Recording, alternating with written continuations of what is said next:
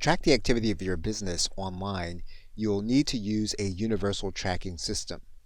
And in most cases, the most accessible tracking system available is going to be Google Analytics.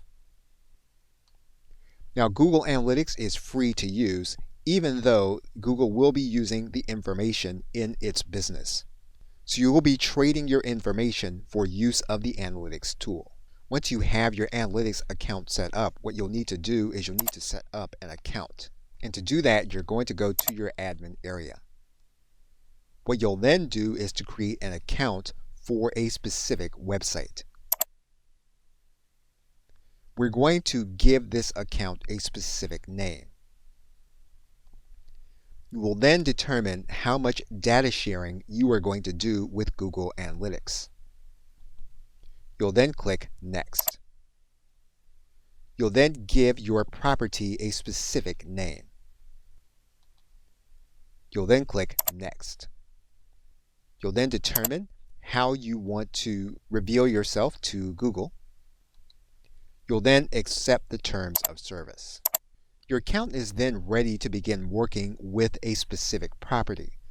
Now, one of the things that you'll want to do is to connect your Google Analytics account to your existing website. If you're using a WordPress website, you can make the integration through a WordPress plugin. We're going to go to add a new plugin to WordPress. And we're going to search for plugins according to Google Analytics. Now, there are a number of plugins available, and so you'll need to choose the one that's going to be best for you and your business. Now, for the sake of this video, we are going to choose the one that is given to us by Google. We're going to click Install Now. We're then going to activate. You'll then click the Start Setup process. You'll then sign into your Google account. You'll then allow the site kit to have access to your account. You'll then need to go through the verification process. You'll then allow your Google account data to be accessed. We'll then set up Search Console. Once you're set up, you'll then be able to access your dashboard. What you'll then want to do is to connect your analytics service. You'll then choose your account. You'll then click Allow.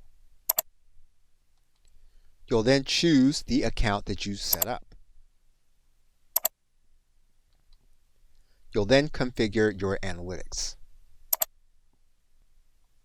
In some cases, you may need to provide additional permission. And if that's the case, you will then allow. Analytics will then be tracking your data for your main website. Okay, so with that, thanks, and I will see you in another video.